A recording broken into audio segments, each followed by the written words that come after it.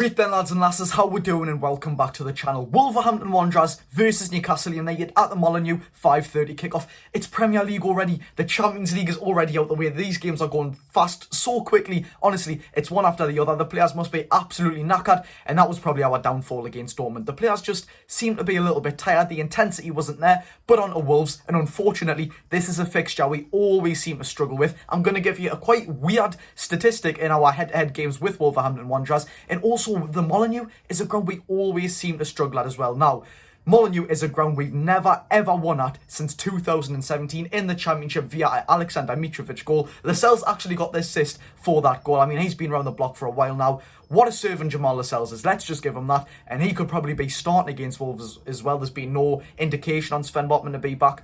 But one stat which I did want to get onto, out of the last 9 head-to-head games with Wolverhampton Wanderers, home, away, any sort of venue, there's been 6 1-1 draws. 6 out of 9 games have ended in a 1-1 draw. Of course, Wolverhampton Wanderers and Crystal Palace have sort of been teams we've not sort of done well against. They've been kind of bogey teams. Of course, Crystal Palace last season, 3 games played, 3 0-0 draws. That was speculated that, oh, it's going to be another 0-0 draw. We went and played them and we beat them 4-0. That could be the same this game as well. You know, I always underestimate Newcastle sometimes. Underestimate them against PSG. Of course, smashed them 4-1. I was thinking at Bramall Lane, oh, this is going to be a very tight game. Bang, 8-0. They just surprise us sometimes. That could be the same here. But yet again, Wolves' recent performances can sort of ruin that. Wolves right now in the Premier League sit 12th with 3 wins. Their decent performances and their decent results have started coming recently more than, you know, the start of the season. They've had a very shaky start of the season. Out of a possible 18 points they could have got at the start of the season, they got 4, including a draw at Kenilworth Road. Not great whatsoever. You should be beating teams like Luton, of course. Before the season started, it was rated as the easiest game of the season, you could say.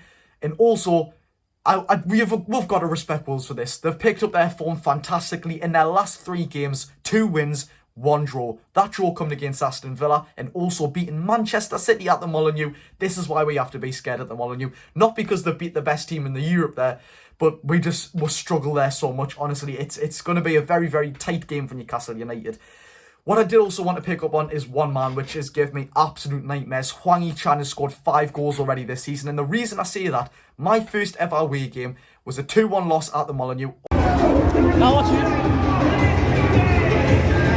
Oh my god, that away section, I hate it so much. I really, really dislike that away ground. There's no bars around the ground. It wasn't a great day whatsoever. And Hwang Hee-chan goes and scores a double. And then that bloody goal song comes on. It was a horrible day. It was raining as well. Oh my god. Another fantastic player for Wolves though, Pedro Neto. 6 assists in the Premier League. Probably one of the best performing Premier League players in the league so far this season. Also created 5 big chances so far. He looks a very dangerous player for Newcastle United, especially when they've got Hwang Hee-chan, who normally comes on from the bench and scores as well. I mean, we've seen it before. It'll probably happen again. Although being promising with attacking output, Wolves don't seem the best defensively either. 9 games played, 15 goals conceded, and only 1 clean sheet this season. Not great from Wolves whatsoever. Not great at all, especially when you've got Newcastle United, who's got the best goal difference in the league. We are a fantastic team. Seriously, we should be frightening every single team we play against. And I do believe we are doing just that. Anthony Gordon chases every single ball down. He'll strive down the pitch. Of course, Alexander Isak, who we are going to get on the injury news in a second. Sandro Tonali might be able to play, which makes me very happy. As you know, I absolutely adore Sandro Tonali. But for this game, I do believe Wolves will give absolutely everything. They're in a bit of a mid-table crisis right now. They can't go up, they can't go down. It's a bit of a weird one going on with them. But Wolves will give absolutely everything. Their fans will be spurring them on. And I really do like Wolverhampton Wanderers fans. The sort of anthem they sing before the game, Hi Ho Wolverhampton, that blew me away. That was loud as, of course, it must have been from where we were positioned as away fans. But Wolves, hats off to them. They're going to give absolutely everything, and we need to overcome that, because yet again, it is where we struggle. But for Newcastle United, played 5, the last 5 games we've played, won 4 and drew 1, unbeaten in the last 5, and also in that run, a 1-0 win against Manchester City and a 4-1 win against Paris Saint-Germain. We're not going to rule out the 1-0 loss to Dortmund, of course, because it is our first loss in a very long while. But it just shows how great we are becoming. We are a fantastic football club. All guns are blazing. The intensity we bring, Wolves are going to be scared of Newcastle United 100%. But yes, what I was going to get on, it was the injury news. We'll get on to the Tonali bit at the end because I want to explain that in the most detail I can because I love that man so much. Elliot Anderson, unfortunately, out for 8 weeks due to a stress fracture in his back. I don't think I've ever heard of that before, but out for 8 weeks. Get well soon, Elliot Anderson. This midfield crisis we've got going on right now. Of course, Elliot Anderson out. Joe Linton didn't look the best whatsoever.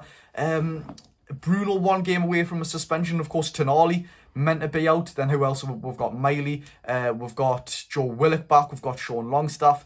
We are very covered in midfield, but all of this has just hit us at once and it's a complete disaster. Jacob Murphy, shoulder dislocation, but he has seen a specialist today. Yet again, Jacob Murphy, very underrated player in my books. Get well soon, mate. Yet again, get well soon. Alexander Isak, a groin injury. And Eddie Howe said after the game, I think it was to TNT Sports, that he thought it was a reoccurrence of his previous injury. I swear Eddie Howe said something like Isaac hadn't trained with Newcastle before playing against Crystal Palace. I really, really hope this isn't just a case of rushing him back into things, because we're seeing that with Joe Linton when he got injured not long ago as well. They just rushed him straight back and he got injured within, 2 minutes? You should have played. Of course, I'm not Eddie Howe. I'm not saying you should do this. Sorry, I didn't mean to come across like that. But if I was Eddie Howe, I would have played Callum Wilson. Bring Alexander Isak on for the last 20 minutes. And of course, Alexander Isak is going to change that Borussia Dortmund game because he looks so fantastic on the ball. I love him, man. He's fast feet, terrified defenders. He's not just there to put the ball in the back of the net. Of course, Callum Wilson is a fantastic goal scorer. He's a classic Englishman, isn't he? He just puts the ball in the back of the net. He's a fantastic finisher. Every time I see Callum Wilson, if the ball comes along from the right-hand side and Callum Wilson's through and go like this, he'll take it across. I think the defenders are kind of catching him out now. He done it against Manchester City last season, and he done it against Borussia Dortmund as well. And he got caught out, unfortunately. But onto Sandro Tonali, sorry. Eddie Howe says there is a big chance that he does play, and by all means, not only because I love him so much, I hope that he does play for Newcastle United. The intensity he will bring will be fantastic. Another set of fresh legs. Start him. It might be the last we get out of Sandro Tonali.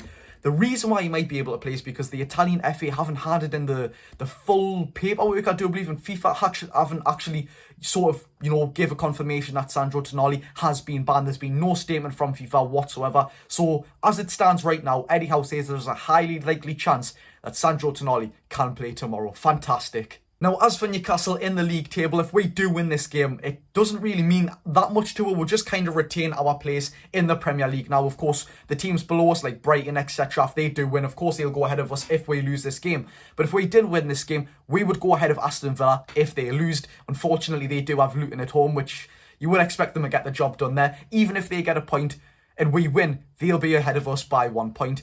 Yet again, it's going to be a very tough game for Newcastle United. Not just because of this bogey team background or we'll never do well at the Molineux, but Newcastle United, we've been hit with some not very great injury news, haven't we? Wolves, they've done okay in the past 3 games. Of course, yet again, beating Manchester City, getting a draw against Villa, the team that we smashed 5-1, not to mention. But I do think this is going to be a very hard game for Newcastle. Very tight, very head-to-head. I think Wolves, just at the Molineux, give absolutely everything. They are so counter-attack. They are so bang, bang, bang. They give all guns a-blazing sort of vibes.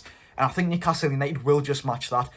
For an actual score prediction, and it's going to be so hard. If this is a 1-1 game, I'll be foaming. Not I won't, but it'll just be very, very annoying. Yet again, what would that be? The 7th 1-1 draw in 10 games? Mind-blown, man. But for a score prediction, I'm going to go 2-1 Newcastle United. I'll back the boys as always to get the job done. We'll see you at the Molineux. If you did enjoy this video and you enjoyed all the details I have just given you, please like the video and subscribe if you haven't already. Let me know in the comments because I'm intrigued to what you know.